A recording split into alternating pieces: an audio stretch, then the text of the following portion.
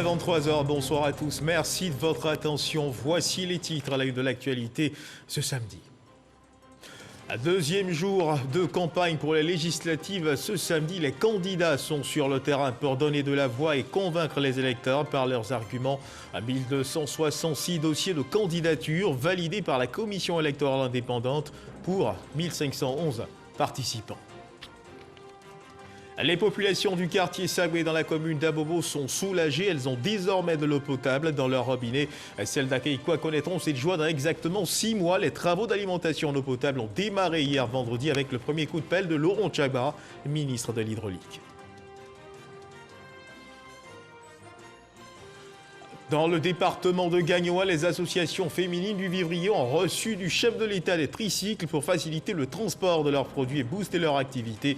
Reconnaissant à cette générosité du chef de l'État, elles ont effectué le déplacement à Kokuezo, dans la région du Gand, pour lui dire merci. Voilà pour l'essentiel. Oui, bonsoir à tous. Deuxième jour de campagne pour les législatives ce samedi. Ambiance de campagne, parade de motos, de voitures en chant et en fanfare. Les candidats sont sur le terrain pour donner de la voix, comme vous pouvez le constater en image, et convaincre les électeurs par leurs arguments. 1255 dossiers de candidature validés par la Commission électorale indépendante pour 1511 participants. Ils ont jusqu'au 4 mars prochain pour se montrer convaincants. Le 6 mars, les urnes livreront leur verdict. Et oui, le pays vit au rythme de ces échéances et vous le savez certainement, la jeunesse joue un rôle important en cette période électorale parce que mobilisée pour cette campagne, pour éviter à la jeunesse de la ville de Bokanda de se trouver mêlée à de quelconques violences, le Club des Amis de la Culture pour la Paix et la Réconciliation a décidé de les sensibiliser à la culture de la paix et de la non-violence en cette période électorale. Jean-Marc Djadji. La caravane pour des législatives apaisées marque une escale à Bokanda, dans le Nzi. La localité a subi en octobre 2020 les manifestations liées à l'appel à la désobéissance. 4 mois plus tard, les jeunes se disent prêts à se détourner des actes de violence, surtout en période électorale. Le symbole de cette volonté, c'est l'engagement pris par ces deux jeunes, l'un autochtone et l'autre allochtone, prône l'unité et la fraternité à la grande satisfaction du représentant de Kwadio Konan-Bertin, ministre de la Réconciliation nationale. Élection Tunyaga, Tuegawa. Un message conçu pour tous les jeunes. Cette caravane est faite dans le sens d'aller à la paix et à la réconciliation. Le ministère de la Réconciliation sera toujours aux côtés de tous ceux qui s'engagent pour la paix. Au nom du préfet de département de Bokanda, le sous-préfet se réjouit de ce cadre de sensibilisation. Pour lui, cette rencontre vient appuyer leurs efforts quotidiens. Les populations de Bokanda vont entendre le message de la paix et de la réconciliation. Élection, c'est pas Niaga, mais élection, c'est aller vers une compétition saine et libre, au sortir de laquelle nous allons aller au développement. Autour du sport, des arts et de la culture, le message de paix et de réconciliation est relayé efficacement. Voir des jeunes de toutes les ethnies, de tous les âges, s'amuser sur une pelouse, fraternellement, sans casser, sans brûler, sans s'affronter, sans voir le sang couler. C'est cette belle image que je voudrais garder de Bokanda. Que cet état d'esprit demeure en vous. Serge Koléa, ambassadeur de la paix, et son équipe seront sur le terrain jusqu'au 5 mars prochain. Oui, élection, c'est Pagnaga. Et juste pour rappel, ce sont 1266 dossiers de candidature qui ont été validés par la Commission électorale indépendante pour 1511 participants. Les populations du quartier Ségoué dans la commune d'Abobo sont soulagées. Elles ont désormais de l'eau potable dans leur robinet. Celles d'Akeikwa connaîtront cette joie dans exactement 6 mois. Deuxième titre de ce journal. Les travaux d'alimentation en eau potable ont démarré hier vendredi avec le premier coup de pelle de Laurent Tchagba, ministre de l'Hydraulique. Ces travaux de canalisation et d'extension du réseau permettront de renforcer l'accès à l'eau potable. 7000 personnes seront impactées à Akeikwa, suivront progressivement une vingtaine de quartiers et sous-quartiers d'Abobo. Didier Nguessan nous en parle. Abobo, Akeikwa Ici, les maisons ont une particularité commune. Des robinets sont installés à l'entrée, car l'eau d'une faible pression arrive difficilement dans les ménages. Les habitants ont recours au système D pour avoir le liquide précieux. Dans tout le quartier, les tuyaux qui sont là-bas sont privés. Un tuyau privé pour te brancher dessus, tu payes pas, on ne te donne pas moins que 100 000 francs. Tu te branches avant d'aller régler pour ceux-ci. On s'approvisionne dans les rivières d'à côté là. Voilà, on prend des motopompes et puis on va prendre de l'eau, tirer de l'eau et puis pour aller sur les chantiers. Déjà, ça élève même déjà les coûts des chantiers, ce qui fait des manques à gagner pour nous, entrepreneurs. Voilà, vraiment, je pense que ce projet est un projet qui est bienvenu. Ces difficultés prendront fin dans 6 mois. La durée de ce projet d'alimentation en eau potable, dont les travaux sont lancés par le ministre de l'Hydraulique, Laurent Tchagba. À Bobo-Sagbé, l'eau potable est une réalité depuis quelques mois. La population et la municipalité sont reconnaissantes. Au nom de la chefferie de Sagbé, je vous dis merci. Merci pour le souci, pour votre souci permanent, pour le bien-être de la population. Cela est un ouf de soulagement pour nous et pour les résidents de ce grand quartier estimé à plus de 400 000 habitants. Ce jour est donc la fin du calvaire de ces mères, sœurs et filles qui sortaient de chez elles très tôt le matin, bidon sur la tête à la recherche de l'eau. L'on ne verra plus ces images déshonorantes ici à Sagbé. Outre le renforcement en eau potable, l'acquisition des compteurs d'eau est facilitée par le gouvernement. Le coût global des travaux s'élève à 1,7 milliard de francs CFA. Nous avons en plus de cela vous offrir des branchements sociaux. Pour avoir un branchement, il faut payer 167 000 francs. Mais le président nous a dit de prendre en charge 157 000 francs. Et les populations vont prendre 10 000 francs pour avoir un compteur. À Tiesso, Ndotré, PK18, Marley, une vingtaine de quartiers à Bobo bénéficieront du projet de renforcement en eau potable. Bonne nouvelle donc pour les populations de ces quartiers. Dire oui au progrès, c'est aussi veiller sur sa santé et respecter les mesures barrières. Dans un instant, le point à ce jour de l'évolution de la maladie en Côte d'Ivoire.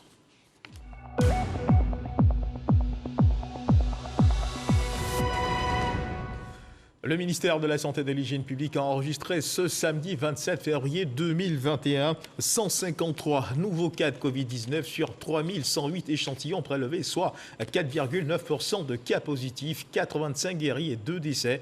À la date du 27 février 2021, la Côte d'Ivoire compte donc 32 631 cas confirmés, dont 31 516 personnes guéries, 192 décès et 923 cas actifs. Le nombre total d'échantillons est de 420 582. Parlons à présent d'infrastructures. Le ministre Amédée Kouakou a procédé au lancement des travaux de bitumage de l'axe Kasséré-Tarato, région de la Bagoué. L'outil de développement permettra d'améliorer les conditions de vie et la mobilité des populations. L'action s'inscrit dans le cadre de la politique générale de développement et de la réhabilitation du réseau routier national. Coût de l'ouvrage, plus de 30 milliards de francs CFA. Djeniba Traoré. L'axe Kasséré-Tarato, long de 43 km, un véritable calvaire pour les populations. Difficile évacuation des produits agricoles et des malades, autant de souffrances auxquelles sont confrontées ces populations. Il y a des coupures de route parce que le tronçon il est entrecoupé par endroits par les eaux de ruissellement. Il y a aussi l'impossibilité d'évacuer nos malades. Nos femmes sont des grandes productrices d'oignons. Mais il est impossible de faire connaître le fruit de cette culture à Abidjan. Le rêve longtemps caressé de voir ce axe routier bitumé sera bientôt une réalité pour les populations de ces localités. En effet, le ministre de l'Équipement et de l'Entretien routier, Amédée Kouakou, a procédé au lancement des travaux de bitumage de ce tronçon. Il avait à ses côtés le ministre Bruno Nabagné-Kone, fils et cadre de la région. L'action s'inscrit dans le programme national de développement 2021-2025 du gouvernement. La Côte d'Ivoire, sous le leadership de son Excellence Alassane Ouattara, président de la République, a initié à travers le Plan national de développement un vaste programme de modernisation du réseau routier. L'axe Tarato-Kasséré constitue une section de la route Tarato-Kasséré-Kouto-Chiala et fait partie du linéaire minimum annoncé par le chef de l'État. Les autorités locales et les cadres saluent cette action qui permet de donner un coup de pouce nécessaire au développement de la région. Les populations ont été invitées à l'union, à la paix et à la cohésion en vue de relever le défi du développement. Les travaux de bitumage vont coûter 30 milliards de francs CFA et vont se tendre sur 36 mois. Un reportage de Djeliba Ouattara. La loi fiscale pour l'année 2021 est entrée en vigueur le 8 janvier dernier à la demande du groupement d'intérêt économique baptisé Excellence qui fédère une trentaine de PME. La Direction générale des impôts a expliqué à Abidjan les réformes opérées pour faciliter l'éclosion et le dynamisme des PME ivoiriennes. Objectif, créer une meilleure appropriation du nouveau dispositif fiscal. Lanciné Bakayoko.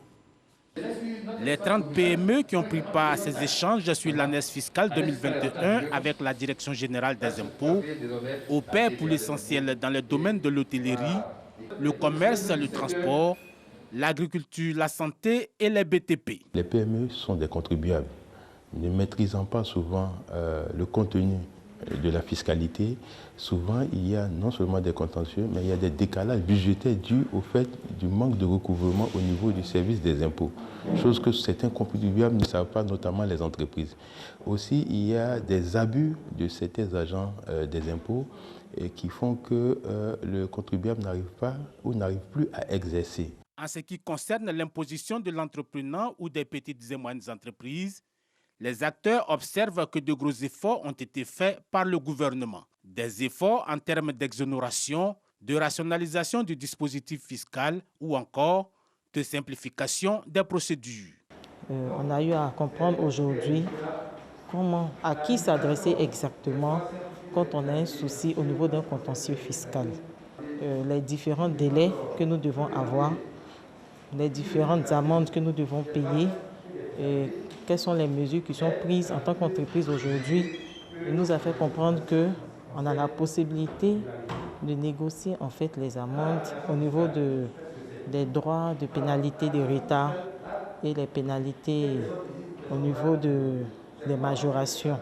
Élaboré autour de deux axes stratégiques que sont le renforcement de la mobilisation des ressources fiscales et le soutien à l'économie nationale, l'année fiscale 2021 comporte 33 articles avec un volet important sur la fiscalité applicable aux petites et moyennes entreprises. Et puis, troisième titre de ce journal, la joie des associations féminines du vivrier de la région du Gov. Vous le savez, le gouvernement ivoirien, à travers son programme social initié grâce au président de la République, Alassane Ouattara, vise l'amélioration des conditions de vie des populations. Une des cibles principales, justement, de ce programme, ce sont les femmes. Dans le département de Gagnoa, les associations féminines du vivrier ont reçu des tricycles pour faciliter le transport de leurs produits et booster leur activité, ce qui a permis d'opérer un changement notable dans leur vie. Reconnaissantes de cette action de générosité du président de la République à leur endroit, elles ont effectué le déplacement à Kokuezo le dimanche dernier pour lui dire merci. Jean-Marc Djadji nous en parle.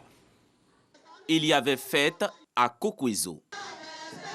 Ce village, dans la sous-préfecture de Gagnoa, a accueilli les responsables d'associations de femmes que compte le département. Ces femmes sont dans le secteur du vivrier. Aujourd'hui, elles expriment leur reconnaissance au Conseil régional du Gor et remercient le président de la République pour le soutien qu'elles ont obtenu dans leur autonomisation. Il y a 3 mois, elles ont reçu des tricycles pour le développement de leurs activités. On a eu 2 tricycles.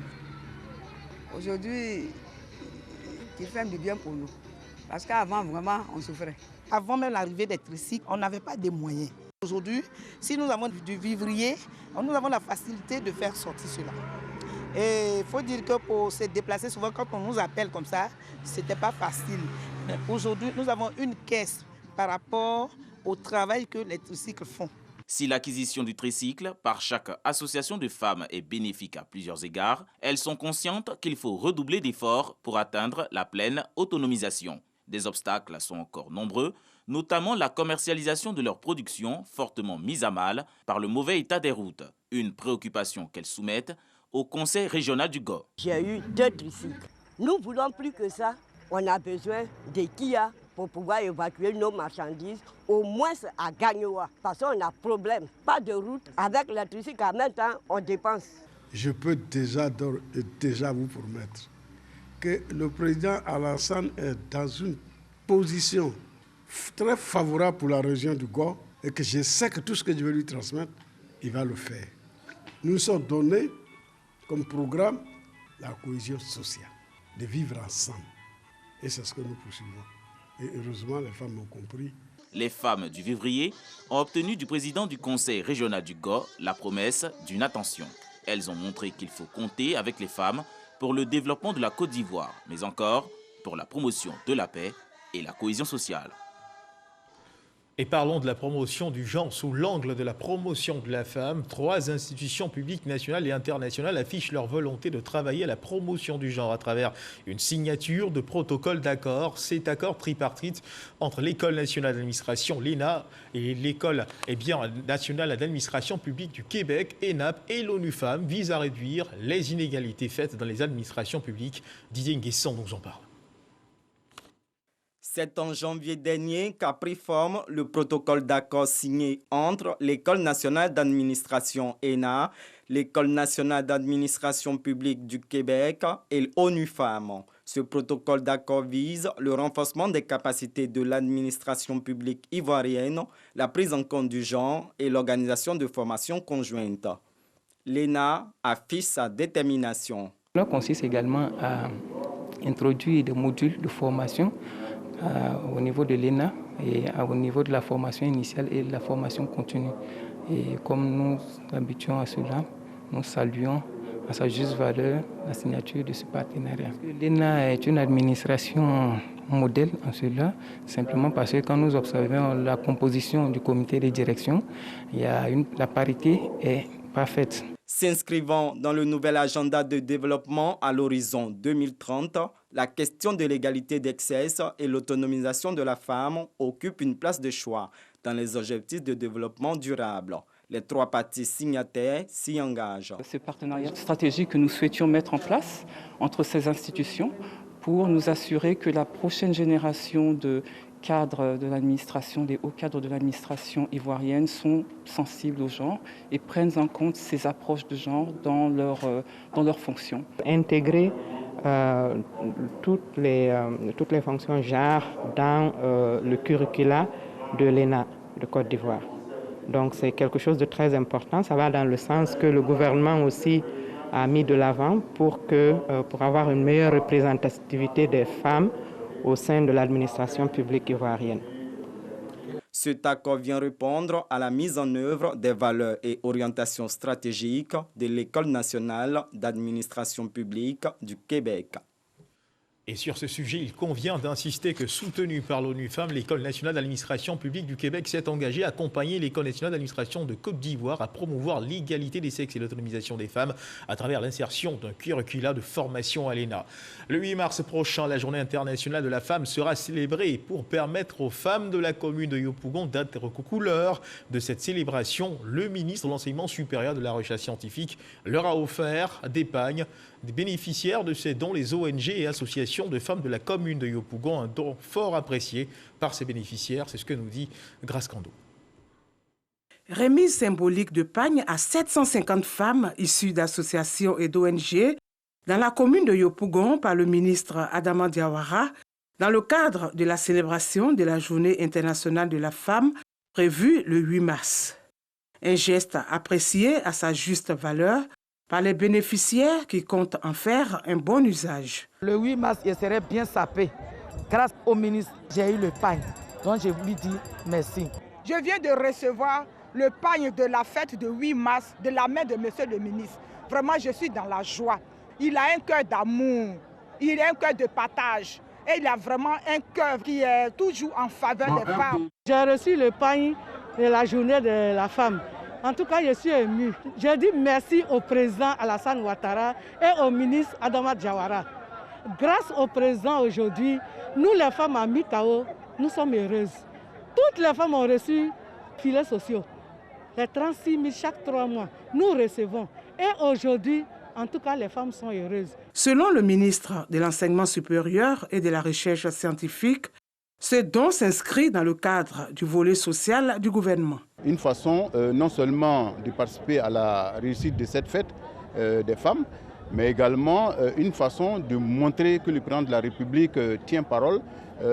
Lorsque, pendant la campagne présidentielle, il a prôné la solidarité, cette solidarité est agissante. Elle est mise en œuvre à travers l'action gouvernementale, elle est mise en œuvre par les collaborateurs directs du chef de l'État que nous sommes. Prôner l'union, la fraternité, le vivre ensemble, la solidarité, vraiment la réconciliation vraie dans une Côte d'Ivoire solidaire. Voilà, c'est le mot que je lance à l'ensemble de la population ivoirienne et aux femmes en particulier. En plus des pagnes, le ministre Adama Diawara a fait don d'environ 2000 chaises aux ONG et associations. Selon le donateur, toutes ces actions contribuent à l'épanouissement de la femme.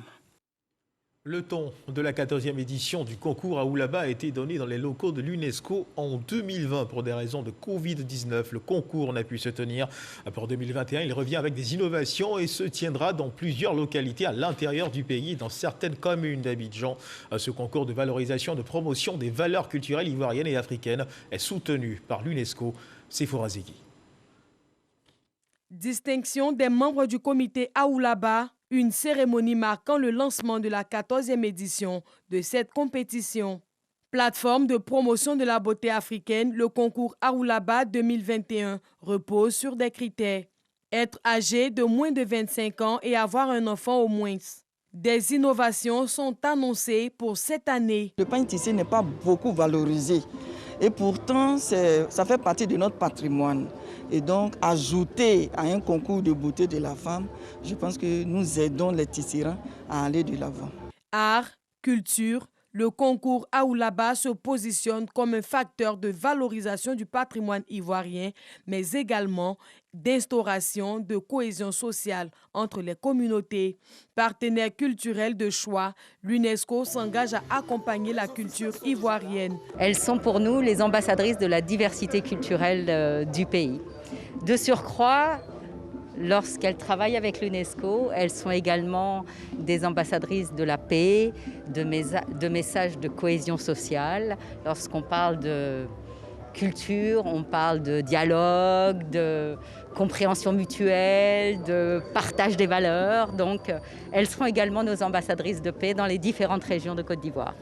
La 14e édition du concours Aoulaba, qui a pour thème pandémie à Covid-19, respectons les mesures barrières, va parcourir 15 localités du pays, dont certaines communes du district d'Abidjan et les villes de l'intérieur. De la comédie, des blagues, comme ils savent en faire pour apporter de la joie et de la bonne humeur aux populations de la ville de Daloa. Les humoristes de l'émission Bonjour de la RTI se sont signalés du côté de la ville de Daloa. C'était à la place Pétanque de la ville, un moment de détente rendu possible grâce au ministre Touré Mamadou, fils de Daloa. L'équipe de production de l'émission Bonjour de la RTI sollicitait une fois encore pour apporter de la gaieté aux populations de Daloa. Occasion pour Touré Mamadou de lancer aux populations un appel à l'union, à la solidarité et au respect des mesures barrières afin de lutter efficacement contre la Covid-19. Koné Pargasso. Daloa, ville située dans la région du Haut-Sassandra à environ 375 km d'Abidjan. C'est à l'espace pétanque de cette localité qu'équipe de production de l'émission Bonjour, humoristes, autorités administratives, élus, cadres, jeunes et femmes se sont retrouvés dans le cadre de Bonjour Tour 2021, émission humoristique de la RTI. En Europe, quand tu vas dans les grands hôtels, ton temps est fini, on t'appelle du combiné. Allô, bonjour monsieur, vous êtes au thème de votre séjour, donc veuillez vous apprêter à libérer nos appartements. Ça là, c'est chez eux là-bas. Chez nous, ici, là, il y a un seul mot. Tu entends quoi? Tu dis c'est qui? Mon vieux, c'est la réception, il est là. Pour la première fois, nous sommes bel et bien à Daloa, grâce aux parrains.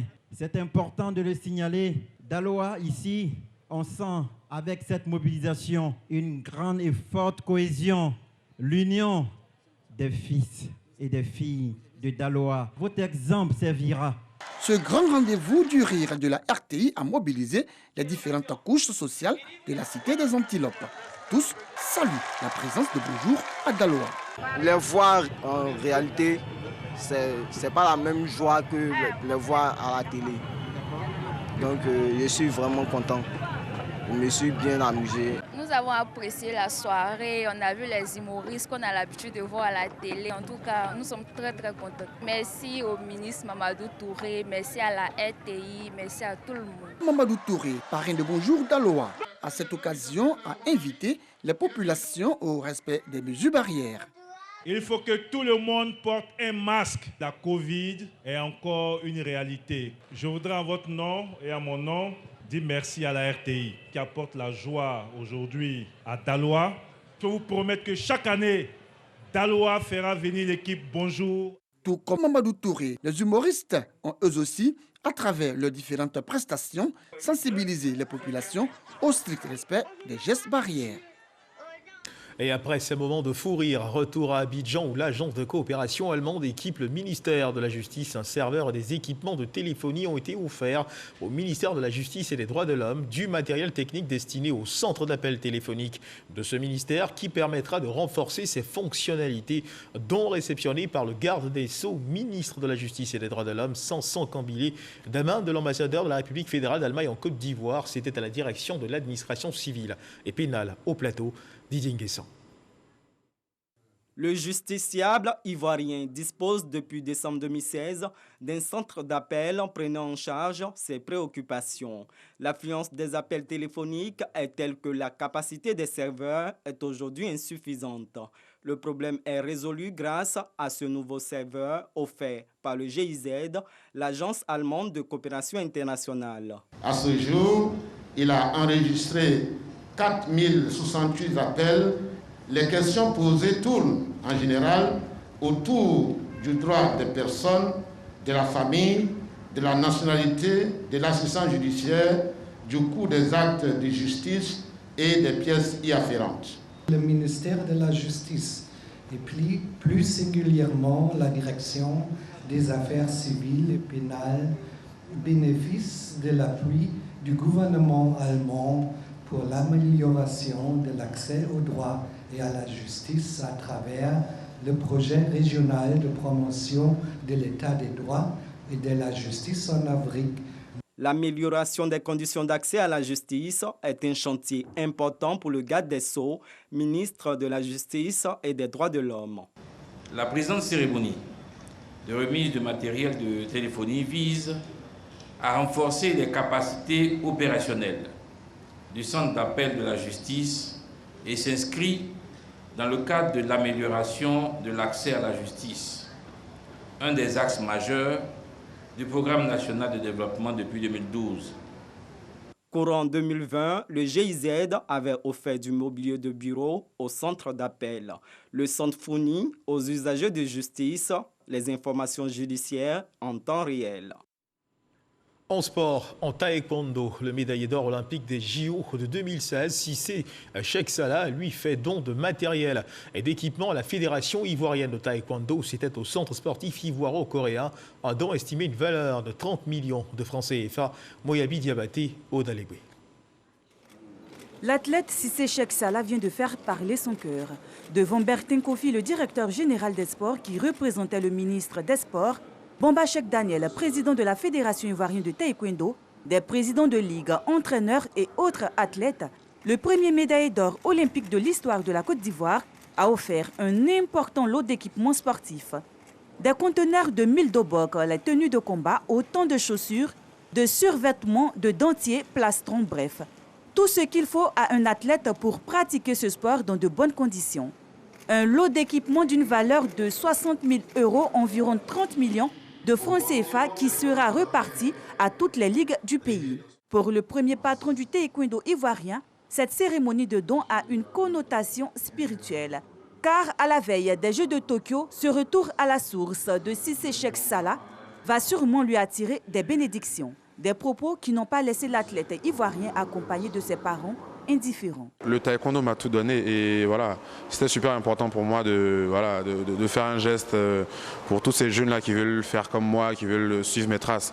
Donc voilà, j'avais déjà commencé, mais ces dons-là, j'avais déjà commencé il y a 2 ans en arrière, mais c'était seulement dans les ligues, dans mon club. Mais voilà, c'était important pour moi d'étendre ça sur au niveau national. Pour rappel, le taekwondo sera fortement représenté aux prochains Jeux olympiques de Tokyo du 23 juillet au 8 août 2021 au Japon.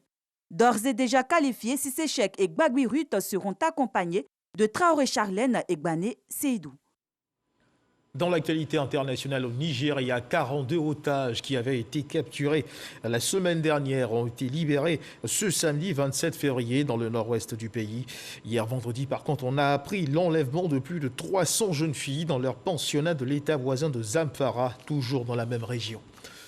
Et puis cette autre actualité internationale, l'ambassadeur birman à l'ONU, Kiar Moaeten, s'est adressé hier vendredi à ses homologues dans l'hémicycle de l'Assemblée générale des Nations Unies. Il a non seulement dénoncé la junte au pouvoir et ses exactions en détail, mais il a aussi appelé à plus de soutien de la communauté internationale. Il a été applaudi et encouragé par les États-Unis, l'Union européenne et l'Organisation de la coopération islamique. Notons qu'en Birmanie, les manifestants se rassemblent presque tous les jours depuis le coup d'État, des rassemblements réprimés par la junte au pouvoir. Et c'est sur cette information que se referme cette édition. Merci de nous avoir suivis. Dieu garde la Côte d'Ivoire.